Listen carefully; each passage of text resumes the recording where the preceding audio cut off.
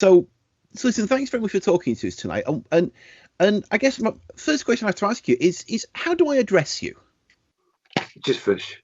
We're going by Fisher. You're not Derek. No, I tend to. Derek's retained for close friends and family. I do answer to both names, but when it's working, when it's music business, it's Fish. No, fair enough. That does make perfect sense. And then, I guess this is a question you've probably been asked more than once before. But how do we refer to you these days? I mean, at what point did you stop being the ex-Marillion frontman? At what point did you become Fish, the solo artist in his own right? Well, as far as I'm concerned, I've been Fish the artist in my own right forever. The ex-Marillion singer is the tag obligataire for most, especially red tops. Yeah. It gets a bit irritating when fair enough. It's kind of I had the biggest singles that I've ever been involved with were during my period with Marillion, but I've been out of the band since I left in 1988. Right. And moved back to Scotland in 1989. So it's a fair whack, Right, yeah. I think I think it depends on what's your biggest hit, and then that's what you get called, No, fair enough. But it's stipulated in my will that it shall not be put on my gravestone that it's ex-Marillion singer Fish.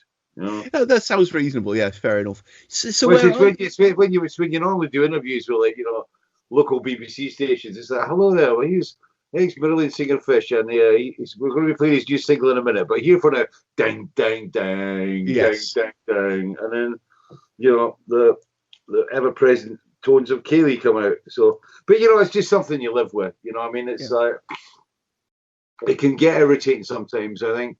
Like we've been going for Garden of Remembrance, which is the track of Weltschmertz, as you probably know. And trying to take that to radio in Holland, where, Holland have been pretty supportive of my solo career, at radio.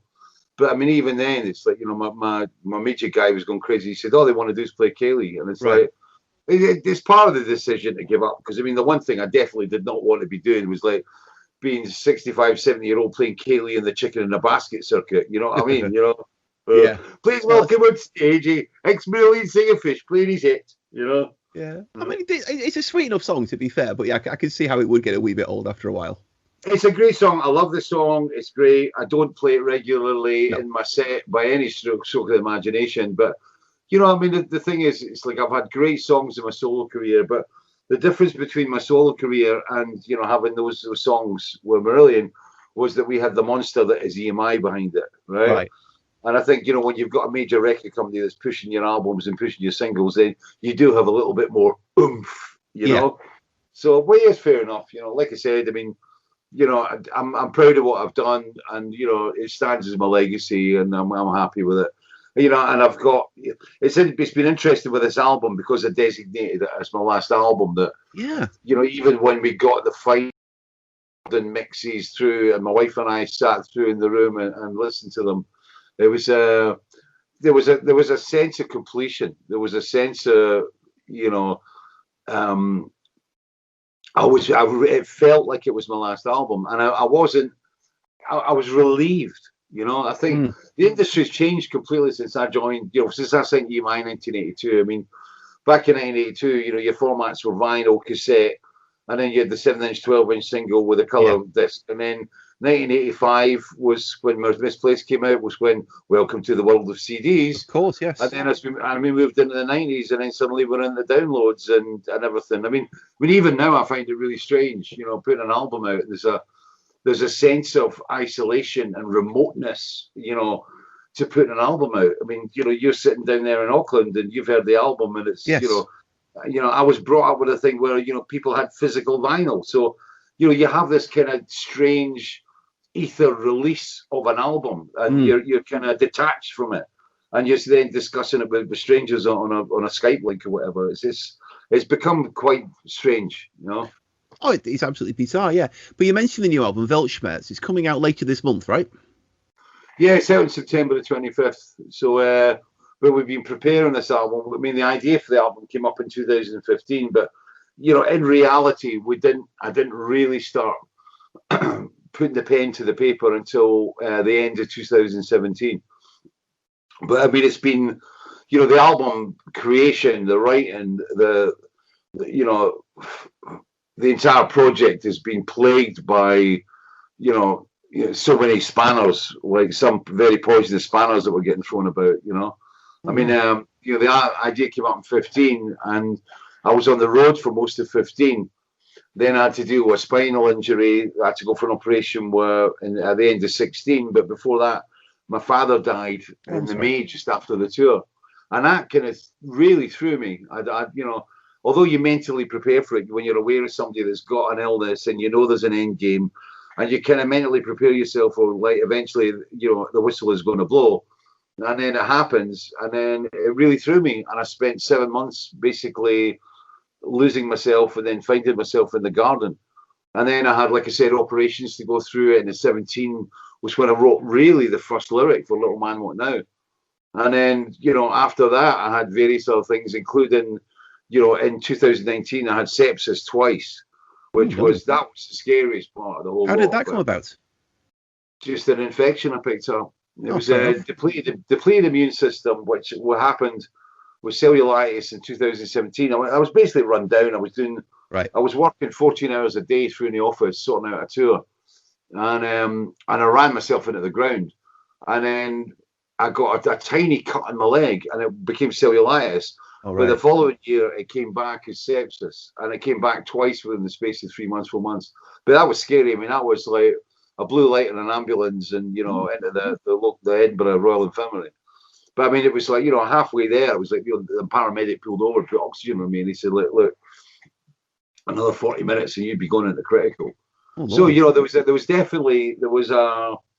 was a definite shuffling around the mortal coil in 2019, which it did have an effect on the album. I mean, and a very positive effect on the album. Well, at what point did you decide it was going to be your last album?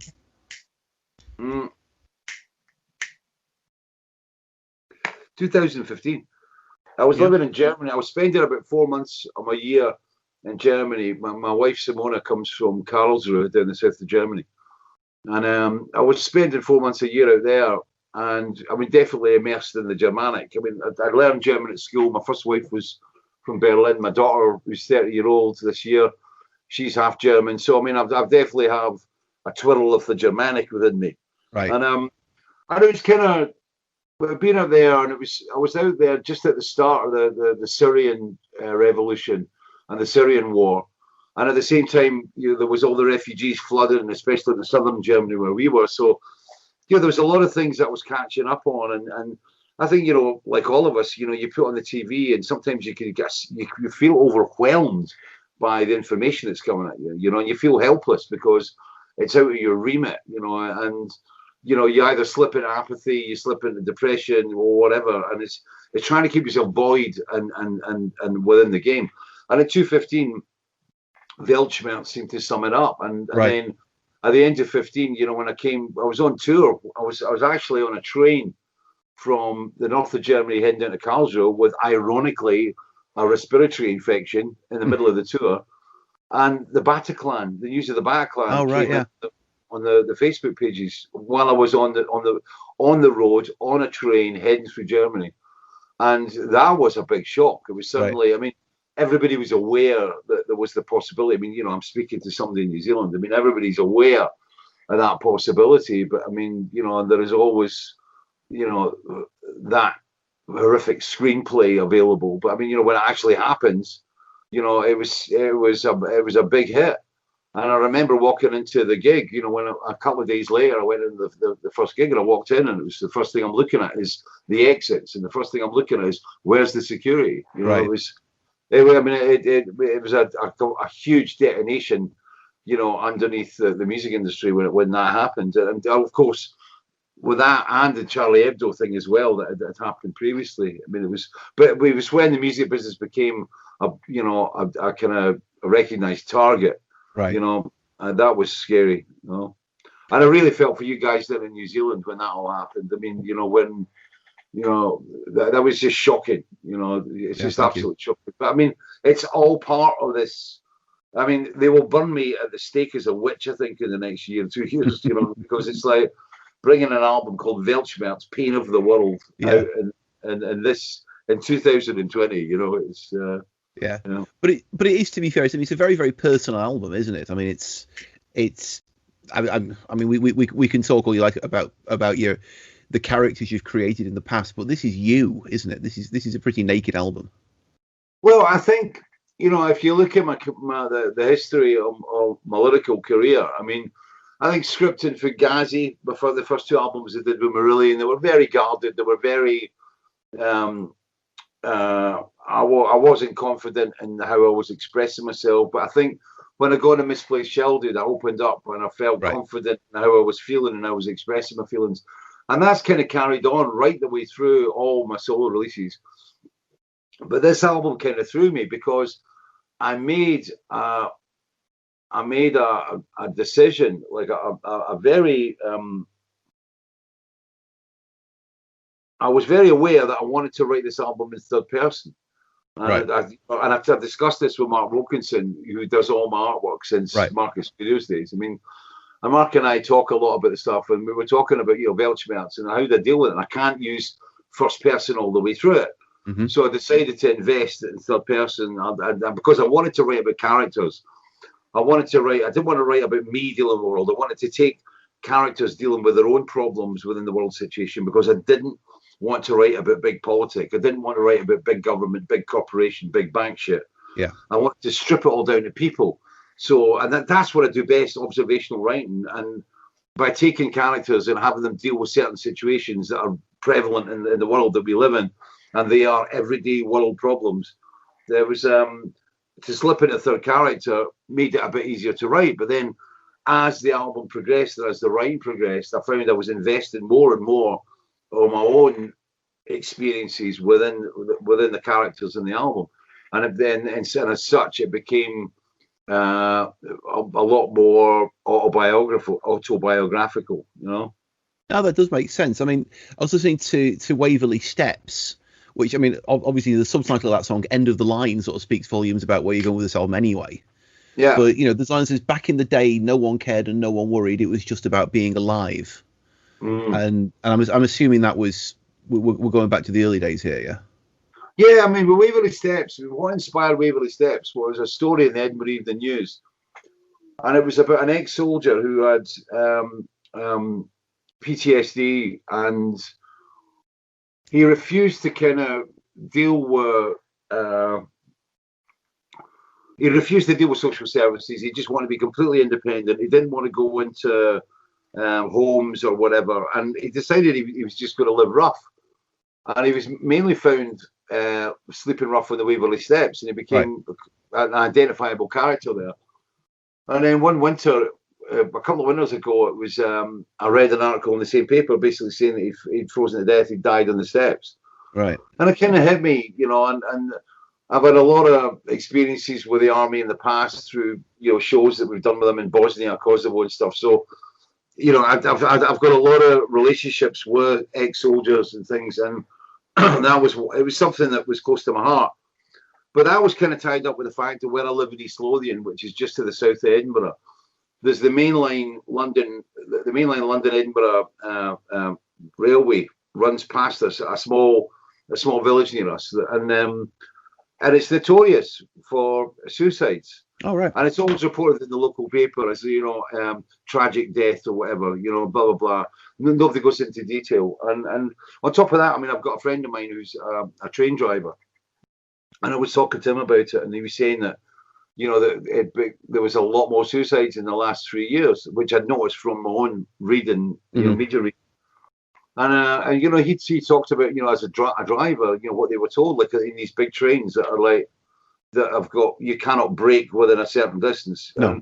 They're told to basically, allegedly, told to go into the back of the cabin and basically shut the door and like hit the brakes and let the train brake, and they've just got to go in. So when the impact happens, they don't see it. So, you know, say there's nothing you can do. There's no point watching it. Right. And, you know, those kind of things hit me. And that was when the idea for Waverly Steps came about. And on top, I live in a country, and I live in a beautiful county where, you know, it's been built up as in all beautiful places, and as suburbia expands and villages join together. And you're watching the land being just decimated and torn apart and replaced by shitty houses. And that all kind of came into it. And then suddenly I put my own experiences when I was a teenager and stuff, and through them and through a couple of. I went out. We recorded it in 2018. I took it out on the road at the end of that year. Right. And it was when I was actually singing it on stage. I went, "Fuck me!" I realised that's there's a lot of me in this. Right. And there's a lot of things happen to me. I mean, I've my writing's always introspective. There's always a lot of self-analysis in it. There's a lot of personalization that goes into the lyric, and then there's a lot of things you discover. And a couple of things that I discovered in the last 4 or 5 years, I think since my father died as well, that I was very prone to depression, and the ways that I dealt with it, and and that came out in songs like "This Party's Over" and stuff on the album. And "Little Man What Now" was a key song, a key lyric to the entire thing. But I mean, I've kind of, through the research, which is always important in the lyrics, I think when you're dealing with important subject matters, you've got to give them due respect. And you don't want to just blab out like a drunk in a pub about this is my opinion. Find out what this is about and get the history and the backstory. And on "Walking with Eggshells," it's about a relationship where either one or two parties are suffering from bipolar or personality disorder, and it's about the fragility and the explosive nature of that relationship that can be triggered off by anything, but love keeps on bringing them together again. And in researching that, I discovered that I'm pretty sure I'm definitely on the spectrum at the high end, and where I am is in words. I found out that I've always found solace in writing, and I think that's part of my autistic spectrum, is that I find safety and security in words, and I find arguments and conversation sometimes very difficult because I find it difficult to process the incoming, which is, and that's why I go into words. And that was something I discovered in the last 2-3 years, which was like an eye opener. Fair enough. Well, let's talk about what's probably like the central song on the new album, "Garden of Remembrance." This is a song about your parents, really, isn't it? Yeah, I wouldn't call it the central song. I think it's a song that's been getting a lot of attention. But Garden of Remembrance, like the emotional heart of the album, maybe. Yeah, well, for me, I'll listen to it and I go, "Little Man What Now?" But that's me. Right, fair enough. But Garden of Remembrance was, originally it was a song. I wanted to write a song about Alzheimer's, about dementia, and the original kind of story, screenplay, whatever you want to call it, because every one of these lyrics is basically a screenplay, and it was originally going to be about an ex-soldier in Holland, in Arnhem, and the title of it was Market Garden, and it was about an old soldier who wandered off every day down to the Frost Bridge that goes the Frost Bridge across the river at Arnhem, which was a major point of conflict, and it's about how he gets lost in there, and there was a whole story went around that, and after I wrote Rosie Damascus, or put the lyric to Rosie Damascus, I realised that at Market Garden I couldn't go back and revisit war issues and blah blah blah, and I had to pull it out of that kind of scenario. And I wanted the garden because the garden was relative to myself in 2016 after my father died, and that it became a sanctuary for me. It was definitely a place of healing. Right. And my wife and I, one of the main reasons that Simona, my wife, and I live here in Scotland rather than Germany is that we're both passionate gardeners, and we have a beautiful garden here that has kept us sane during lockdown. And we go out there, and it's a really pure, soulful time is out there together. When we're just working together, and that was the entire premise about the lyric of this album. It was about two people getting older, but obviously, when my father died at the end of his days, there was a certain element of Alzheimer's came into it because of his age. My mother's 87; she lives with us, and we're very aware of the fact that she's getting older. She's not diagnosed with dementia, but it's like you're very aware that our mind slips, and I think that's one of the fears that all of us have. In that, when you get older, are you going to be cognizant? Are you cognitive? Are you going to be able to communicate? All these rich memories that you've accumulated over the years, are you going to be able to access them? And I think it's a worry. It's a definite fear with me. it's definitely a fear. And I know other people have got the same thing, and that was kind of what inspired Garden of Remembrance. You know, it is two people. It is where the male side of that relationship is he's still physically there, but you know, and mentally he's in another place now. But you know, there's still that love that holds them together, and that was what it was about. So it was a very emotional song, and as you've seen in the video, I mean, Let It Go. I mean, and you know, but you know, I was singing, you know, when we made the video on the day before lockdown happened, when Hannah Thompson and David Lamb came up to make it. It was you know, it was the 24 hours before lockdown, and I'm in there, and I'm singing with my mother 50 meters away in a room in the building, you know. And when I sang the song in the control room on the album for the original performance, it was like the same thing. So yeah, you know, you get caught up in it, you know. But I think it's, you know, that's why I take a long time making albums. I mean, you know, I don't subscribe to the practice of just releasing plastic discs like, you know, like some sort of sausage factory, and just, you know, scalping or milking the fan population. You know, it's when I put something out, I really want it to be special, and it's got to be a statement. It's got to be a personal statement. It's, you know, there has to be a quality, which is why, you know, I decided this was going to be my last album, because I feel that I've gone so far as I can with this genre, you know, but I want to write, because I'm a writer who can sing rather than a singer who can write. And there's a big fundamental difference in that. And I want to explore words. No, that makes sense. Now, I mean, I guess you're probably going to tell me no, but I'm just wondering, you know, like Sean Connery said that he wasn't going to make any more Bond films, and then got lured back into it after a couple of years. We're not going to see you a few years from now going, you know what, I've just got another album inside me, I need to do it. I seem to remember they weren't his best Bond films. Well, I wasn't going to go there, but since you opened the door, sir, yes, you make a fair point.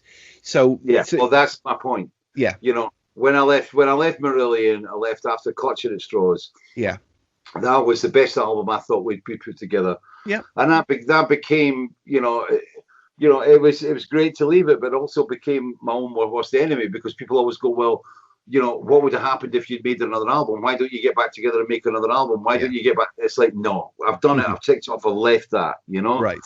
It's, you know, I've done that. And that's what I want to do my solo career. I wanted to leave it on a high, so that, you know, rather than to fritter out on a crap album going, well, the other albums were great, you know, like, you know, like Sean stuff, you know? Right. Yeah. So what's left then? You know, I know you talk about writing a lot, and you even use the word screenplay in connection to a lot of the lyrics on Weltschmertz. So where I mean, let's be fair, you're still a young man. What's left? There's no left. I mean, the thing is that, you know, back in 2015 when I made the decision, I was facing a spinal operation. Right. I was facing a huge rotator cuff operation. Right. I'd had a diving accident, and that was complicated and it was aggravated by stuff that happened further on the line. I basically get on a dive boat in Cuba in a storm, right? And I took my gear off, and my gear was up in the boat, and I'm waiting to get on the boat, and I'm waiting on the swell, and I went for the swell at the wrong time, and I just hit the ladder, and the boat took off just as my arm grabbed the ladder, and it wrenched my right shoulder. Yeah. And luckily, it was my last of 35 dives in Cuba. Oh wow! And it was one of my last dives as well. I never went. I quit it after that. How was the diving in Cuba? It was great, but the problem with Cuba is that when I was down there, which was like back in 2010, as was the local joke, is like, you never see anything in the water bigger than a plate, you know. Right. And it would be strange being out in a dive boat and you're about you're 1,000 meters off the shoreline, and there's a guy that's fishing on the back of some polystyrene innards from a TV box. You know what I mean? It's like, and I mean, I loved the diving there. I mean, I did some cave diving and did some other bits and pieces. It was fantastic, but that was it. You know, I done it, ticked it off. You know, that was that bucket list thing done. I went to Cuba for, I think it was 5 weeks, or 6 weeks on my own, and it was an amazing. It was a great uplifting experience that I needed at that time, you know. But you know, as I said, I had the shoulder operation, etc., etc. And in 2015, I was aware of my body failing, and you know the reality. You know, and I'm very much a realist when it comes to all this stuff. You know, I am not going to be playing arenas in the next anywhere near soon, right? No, fair enough. And it's like, you know, it's easy for Genesis or Rolling Stones to go out when you've got an army of physios and, like, you know, yeah, a legion of helpers, and it's a 5-star hotel and your every whim is cared for. And you know, it's, you know, I'm on a nightliner. You know, I am on a bus traveling towards Stockholm or Milan or Warsaw or wherever, you know. And, you know, and it becomes tough. It gets hard. And, you know, and that was why I decided, you know, I really I don't want to be having to be on the road. And my lifestyle is such that, you know, I mean, you know, most of our money that we make, well, our biggest expense, I should say, rather than most of our money, our biggest expense is the garden, right? Buying things, buying plants, sorting the garden out, and season tickets for Hibernian Football Club in Edinburgh, right? Obviously. Yeah, obviously. Yeah. I mean, I don't have, you know, I don't go out to expensive restaurants. My wife and I are very much what you call homebirds. You know, we don't have lavish taste. So, I mean, you know, I'm not sitting here with security and staff to have to pay and things. So it's just us. So it's a very simple lifestyle. And thank God we have the model we have in the middle of this COVID crisis. Because, you know, for example, if I'd been signed to a major record company now, I would have been in a position where I've just delivered the album. I get a check for delivering the album that pays off probably the recording costs that have accumulated, which were massive in the last 3-4 years. Right. And I would have been sitting here with an album that the record company would probably say, we're not putting this out till 2022. Right. And then they wouldn't be giving me picking up the next option on the contract until that album was released and they saw what was going to be doing. So I would have been in a situation with no live work, tied to a major record company with no income. Whereas at the moment, the irony of all irony was when the lockdown happened in March, I'd just taken delivery of the Warner remasters for Script for Jester's Tear. Oh, right. And it was ironic that it was the first Marillion album that saved my ass on mail order during the first 2 months. I thought it was a nice circle. Yeah. But, you know, where we are at the moment, you know, we run it all here. You know, we only sell product through fishmusic.scot through the website. Right. We only do it on mail order now, you know. Okay. And it works, and you know we make more from albums than we would make through a record company, which means that, for example, I mean, this Weltschmertz has probably cost. I mean, I don't know the exact figure, because that's we work here. I mean, the budget does not come in to the vocabulary, but I mean, I reckon it's up to about 200 grand already, easy. You know, if I'd been on a major record company, they would have shut me down a year and a half ago. I wouldn't have had real strings. I wouldn't have had the Scottish Chamber Orchestra. I wouldn't have had the oud player, the brass section, you know, and I wouldn't have had the time that we took on making this album, you know, and writing the album, you know. So it's the benefits of being independent, and I'm happy to be like this. Well, that's brilliant. It's great that you got opportunity. So, I mean, you mentioned lockdown, and obviously you're not touring at the moment. Do you think you'll get one more tour out to support Welchschmetz, or are we hanging up the microphone? No, I mean, my October-November tour in Europe this year has been moved to October-November next year. Oh, okay. And as I said, I'm a realist. I don't think it's going to happen. Okay. I mean, you know, I've already told my UK promoter that, you know, do not move any more dates. You know, if it goes down, it's down, right? And in an ideal world, I'd prefer to have the touring next year. If there's a whiff of COVID, it's off. And I'd rather just go out and do my farewell tour now, rather than do this Vigil Weltschmertz tour that was supposed to be happening this year. I'd rather that just gets pushed to the side and we just go straight out with the farewell tour, because I have specific ideas for what I want to do on the farewell tour that I cannot accommodate within what I'm doing on this rearranged tour. You know? No, fair enough. Are you willing to discuss what the plans might look like for a farewell tour? Yeah, I mean, what I really want to do is I'd like to go to places. I'd like to go to towns and cities that have been special to me over the years, and the venues that I really like. And I would like to play 2 shows across 2 days. Right. And rather than try and concentrate everything in a 2-hour set list, or go for a stupid 3-hour set list, go for 2 nights. So I can go into that town, I can meet with friends, I can play 2 shows with 2 different set lists, chill out, stay in a hotel so we're relaxed, and it's 2 on, day off, 2 on, day off if we can get it that way, you know. Lovely. And that way I can have fun and enjoy the farewell, you know. Fair enough. And what's the set list going to look like? Have you not got any specific details for that yet? There are obvious ones that are sitting in there, but I mean, this it's too far away. I mean, I might actually dream about gigs at the moment. I mean, you know, a recurrent dream is like I do the Spinal Tap Philadelphia bit where I'm wandering through endless backstages and corridors trying to find my way to a stage where I can hear the intro music playing. Right. And then not being able to find my stage clothes, not being able to find my lyrics. Those are recurrent stress dreams. Oh, dear. Oh, that's not good. I'm not the only one, by the way. Oh, I'm sure you're not. So what are the cities then? What are the towns that hold the special memories? I'm assuming Edinburgh's got to be one of them. Yeah, Edinburgh's one of them, but it's not the main one. No, I mean, okay. I think, you know, I mean that's one of the weird things in Scotland that I've never really had the recognition or the support here. I don't complain about it because I mean it's like I'm hassle-free up here. You know, I mean, you know, I get when I go Easter Road to the Hibs games, I still get asked, you know, so how's Marillion doing, mate? Right. I'm not in the band, you know. They're not very current then, are they? Oh yeah, it's yeah. But I mean, you know, I did a Fish Heads Club tour, which I really wanted to bring down to New Zealand at one point. Oh, we'd love to see you down here. Which was just the 3. It was just myself, guitarist, and a keyboard player, and I took that out in 2010 after I went through 2 vocal operations, and I needed to get my voice back to strengthen it up, and I need to rediscover my voice. Right. And we went out with the Fish Heads Club tour, and it was a fantastic experience, just being able to deconstruct the songs and relearn how to sing them and stuff, and that kind of taught me a lot. But you know, that Fish Heads Club tour, when we brought it into Scotland, Scotland was the least supportive, apart from the main cities, Glasgow, Edinburgh, Perth, Aberdeen. But when I went up to the Highlands, where I thought it was a tap in, you know what I mean?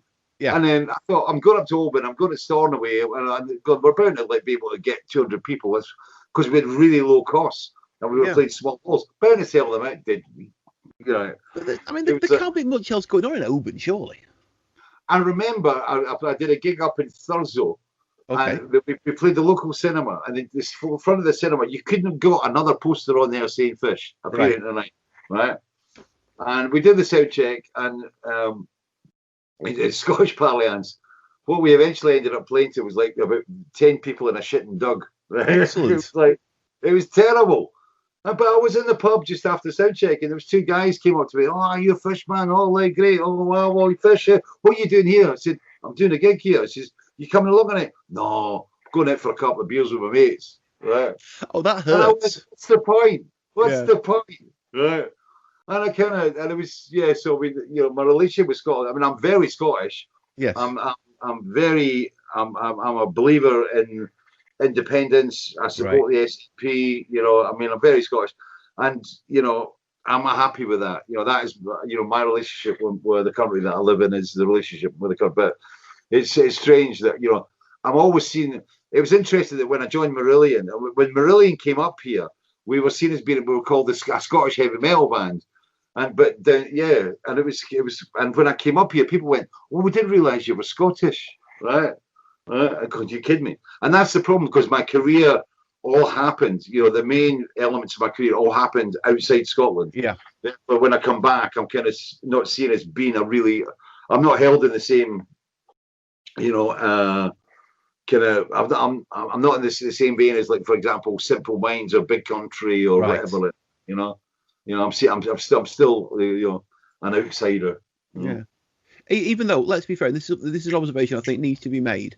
The last movement of Fugazi basically is the best Big Country song Big Country never actually performed. I don't know about that. It was, I think everybody was prone at that time. I mean, in the 80s, I mean, there was Big Country, there was The Alarm, even Simple Minds were like, everybody was playing about with that. Yeah, that Celtic full-on kind of, like, you know. And why not?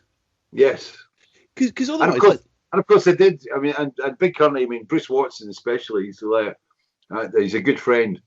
And Bruce Watson and I got together and we co-wrote the Field of Crows album in 2004. Oh. Yeah.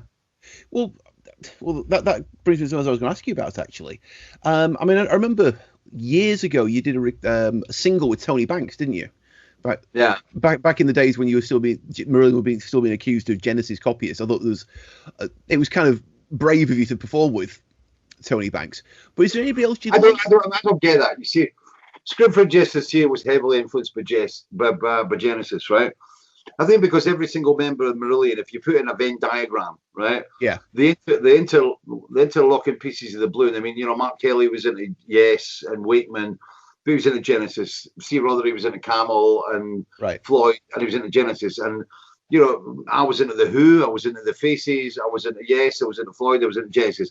So Genesis was the linking thing. So when everybody came together, we tended to gravitate, and everybody felt around those kind of sonic statescapes, Right. And I think by the time we got to Misplaced Childhood, it had moved on a lot, Oh, definitely, yeah. I mean, I always got accused of, sounding like Peter Gabriel, but I mean, I think, with any singer, every singer, when they start off, it's not mimicking, but I think you stay within a comfort zone. I mean, I think most singers start off singing along to other people's records, right? Yeah. And then when you branch out on your own, you stay within that safety blanket zone. And I think if you listen to, for example, Stevie Winwood and you listen to Peter Gabriel, there's a lot of similarities in their voice.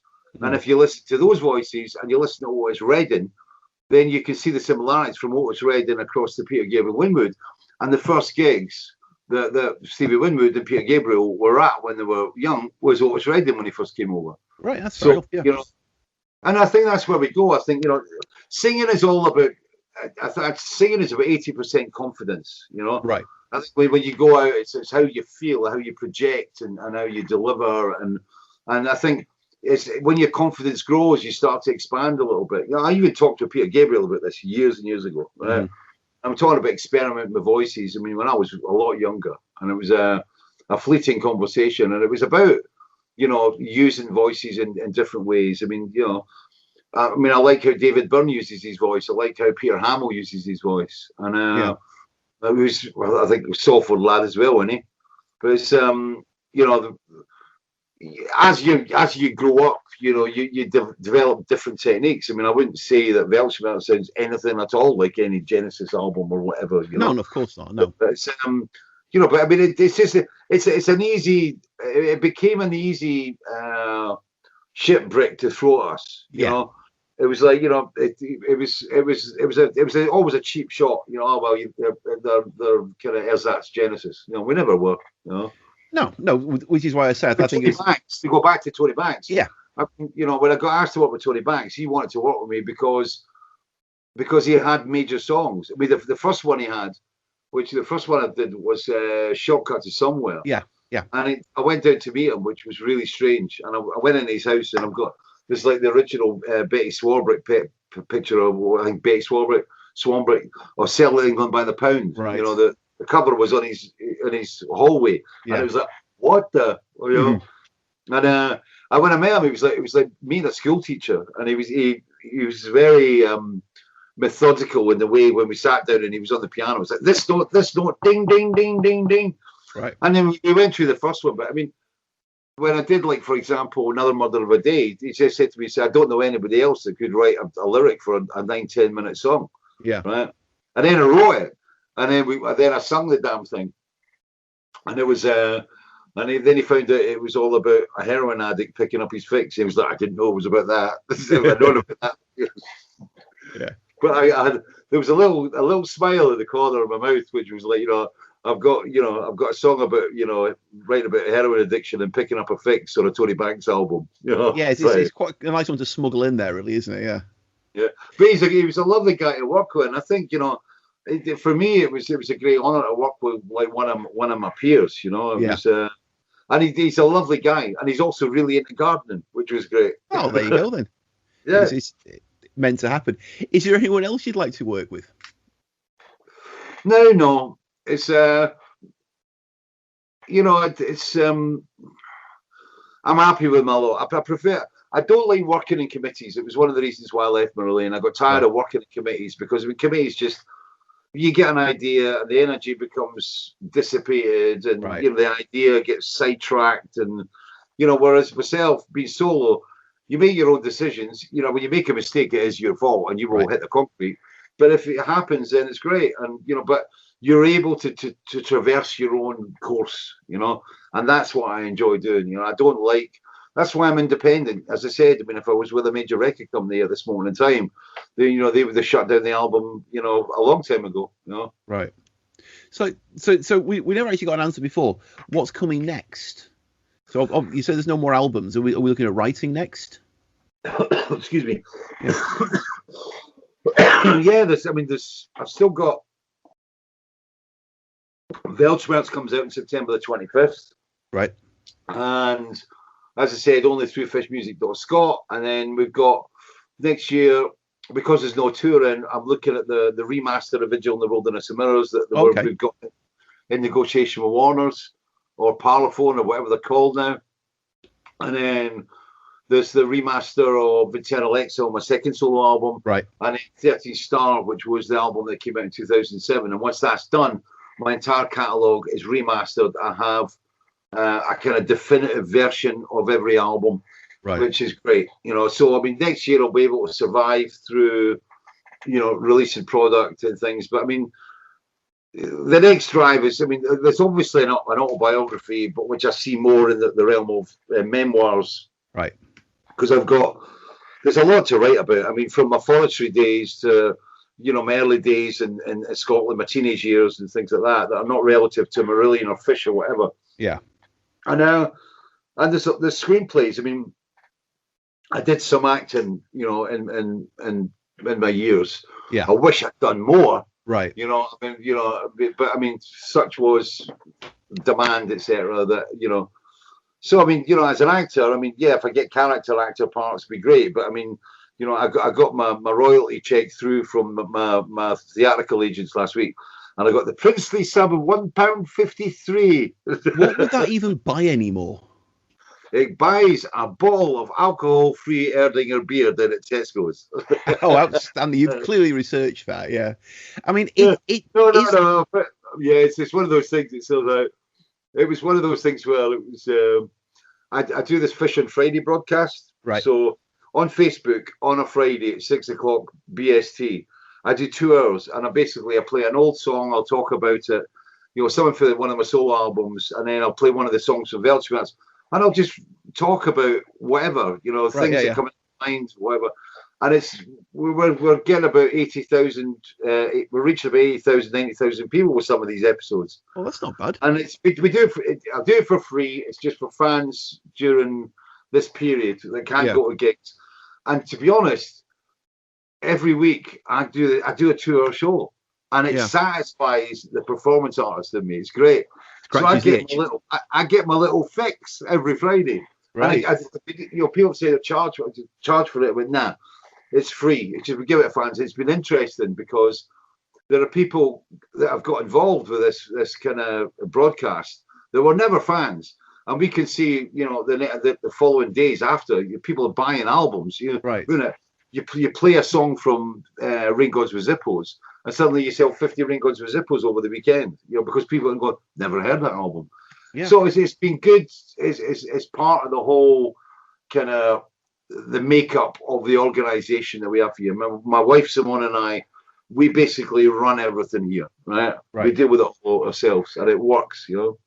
But it's but I mean, after the final tour, I mean, I want to write books, I want to write screenplays. I mean, I've just ordered. One of the things on the Feast of Consequences album, when I did the High Wood Suite, which was all about World War One, you know, I got heavily involved in research on it. Right. And I loved researching, and I think that spun me into the research that I talked about earlier with Weltschmertz. Yeah. And I've got back into learning again and discovering new things. And I just spent about 150 quid on books yesterday, all about a subject matter that I'm aiming at, you know, trying to develop down the way into. It's not even a movie; it's a TV series that I'm talking already with a film director about. So there's a lot for me to do, you know. Yeah. I mean, like I said, I'm just walking away from music because, you know, I feel like I've achieved as much as I can with music, you know, and it's like, it's time to move on, you know. No, fair enough. And how is the voice these days? Because I can remember many years ago seeing you come out on stage in Sheffield, and just apologising to the audience because your throat was shot for the night. And I know it's not the only time you've had to do that. How's the singing voice holding up? Well, that Sheffield gig you're talking about was at Sheffield City Hall, and I think it was 1980. It could have been, was it 85? It was the Clutching at Straws tour, so it would have been about 87-ish, I guess. I caught viral laryngitis. Right. The sound check, it was between the sound check and the. I'm coughing now because it's like, it's for you it's at night, for me it's in the morning, and it's early. Right, of course. But yeah, I mean, the problem with my voice was that in 2008 on the 13 Star tour, during the 13 Star album, I was having problems, and they were intermittent, and that was what was the most frustrating thing. And I would go out on the tour, and I'd do 5 shows, and one of them would be great, 2 of them would be okay, you know. Then you'd have one really bad one and one like naff one, and you never knew which one it was. And I eventually saw a voice specialist at the end of 2000 and let me get this right. The first operation was at the end of 2008, yeah. And she said, "There's a growth on your cord." Oh, right. And I went, "Oh," and I thought, "Is it a polyp?" And she said, "It's not a polyp." And then I had to wait 3 months on the operation, and I didn't know whether it was cancer or not. Oh, wow. And, you know, I'd been a smoker for a huge part of my life, you know. I mean, I was by no means, you know, I didn't follow Pavarotti's guide to, like, becoming an opera singer, right? Mm-hmm. Yeah. So when I went in for the operation, what was it? Like I said, that'd be Christmas 2008. It was the doctor basically said, the surgeon, she was absolutely brilliant. She said, "We won't know till we cut." And when they went into cut, it exploded, and it was a cyst on my cord. Oh, okay. And she said that's been there for at least 2.5 years. Oh, wow. So I'd been singing for 2.5 years with a big cyst on my cord that I didn't even realise I had. And because I'd been taking loads of antibiotics that had been prescribed to sort out the voice problem, taking ibuprofen, it was fighting the swelling back. And that was why I kept on getting this intermittent thing. So, like, you know, I'd sing a heavy gig and the cyst would react and it'd grow. So, you know, I had that cut out at the end of 2008. And then at the end of 2009, I had excessive cellular growth on the operational spot. Right. And I had to operate again. And that's when I thought my voice was gone. Right. And I went out in 2010. And as I said, that's when I went out with the Fishheads Club tour. And I just retrained. And I think my voice in Weltschmertz, you know, is the best it's ever been on an album. And I think because I found my range, you know, I think because I worked with Steve Vances, who's been my co-writer for the last 3 albums, and he's very sensitive to what he knows where my voice works best. We know the keys where it works better in, where I've got ceiling to play, where I can move through, where I can take key changes and get the best out of the vocal performance. You know? Right. Yes, I mean, it's fine. My voice is fine. Oh, good. I mean, you're obviously like the roll-ups are part of the fuck up with lockdown. I wasn't going to comment. But my wife and I stopped drinking for 6 months during lockdown. Best thing we ever did. It was great. Yeah, and that was fantastic. So getting rid of the booze was great. But then I just flipped into one of my other old nemesis. But I mean, this is, you know, it's more a comfort thing than anything else. Right. Because I mean, your voice is probably pushing an octave deeper than it was back on, you know, going back to the Marillion days. Back in Marillion days, if I'd been to see a voice coach, back in 1982, he would have said, "Stop singing like that. Right, you're singing completely unnatural." And I was told that in '86 when, you know, the band sent me to see voice specialists. They just said, you know, they sent me to an opera coach. Mm-hmm. And he said, "Well, how often do you sing a night?" He said, "Well, it's 2 hours a night." And I went, "How many gigs do you do a week?" I said, 5 gigs a week minimum, right? Yeah. Sometimes 6. And he said, "Opera singers only sing for 10 minutes." Yeah. Right. And then it was like, you know, I'm not supposed to drink coffee. I'm not supposed to drink, you know, I'm not supposed to smoke cigarettes. I'm not supposed to drink hard liquor, blah, blah, blah. You know, dry white wines. And you're given all this list and you go, take that away. And like, it just becomes no fun. Right? Yeah, it's just a job then, isn't it? The problem was the falsetto that I had back in the day, in the early 80s, it was false falsetto. Right. And I should never have been singing so high up my throat. Right. And I created a big stick with a nail in it for my back, you know. And it was only when I went solo. But I mean, a lot of it to do with the band. I mean, in 81, 82, when they used to play things, I could sing it, right? So they just went, well, no matter what key, if the key works great for a guitar solo, then that's the key that it's going to be in. So learn how to sing it in the key. And that's what I did. And it wasn't until I went solo and I started working with Mickey Simmons that Mickey started to educate me about keys and projections and stuff, you know. And it was, and you know, when I went into the Vigil album, I think that's one of the reasons why the Vigil album was so strong, because it played to my strengths, you know. So, this is, oddly enough, I always felt that Vigil was a slightly more vocally restrained album than what had come immediately before. I never liked. I mean, you know, I've listened to a lot of Marillion live stuff over the years. I mean, I think the Warner's putting the remasters out and stuff. You know, there's a lot of live material came out, and I was amazed just how aggressive and punky and everything we were at the time. I mean, as I said, everybody threw those Genesis comparisons at us, but I mean, you know, if you look at Script for Justice Tear, the first album, Forgotten Sons was about the Northern Ireland issue and the army. He Knows You Know was about drug addiction. You know, you had Garden Party that was about kind of social strata in England. Yeah. You know, these weren't subject matters that were used by progressive rock lyricists. You know, not at all. I think you heard this in the early days. There was a very punky attitude, a very aggressive, very rocky attitude that we never captured on the albums and in the studio. You know. Yeah. Fair enough. Well, I tell you what, I think we've covered an awful lot of ground this evening or this morning. So I'd like to thank you very, very much for taking the time to talk to us today. Well, it's lovely to talk to you. You're the first journalist I think I've ever talked to from New Zealand. Oh wow! Excellent. Yeah. Well, mate, get yourself down here. So, well, you know, once we're I would love. New Zealand is a place I want to visit before I go, you know, and I'll probably end up coming down there on a spoken word tour with a book, you know. I mean, you know, I'd love to. I mean, both New Zealand and Australia are two countries that I've never been to that I've always wanted to go to. But we tried them a number of times. I mean, back in Marillion days, you know, there was talk about it, but it was too expensive to get down, and you know, and I regret it, you know. But I mean, as a civilian, you know, I definitely want to get down to New Zealand at some point. I mean, I've got friends, I've got some ex-road crew that are down and that are down there, you know. Yeah, and it's a very Scottish country. Yeah, Dunedin, you know, with Robert Burns' statue in the centre of town. Mm. I mean, we even have January the 2nd as a national holiday. Yeah. Even the English don't do that. It's amazing. I met because I live in the country. I mean, there used to be a lot of sheep shearers that came up, you know. Right. And of course, the sheep shearers became rugby players, you know, for the local team. So, I mean, you know, I met a lot of New Zealanders over my period, you know.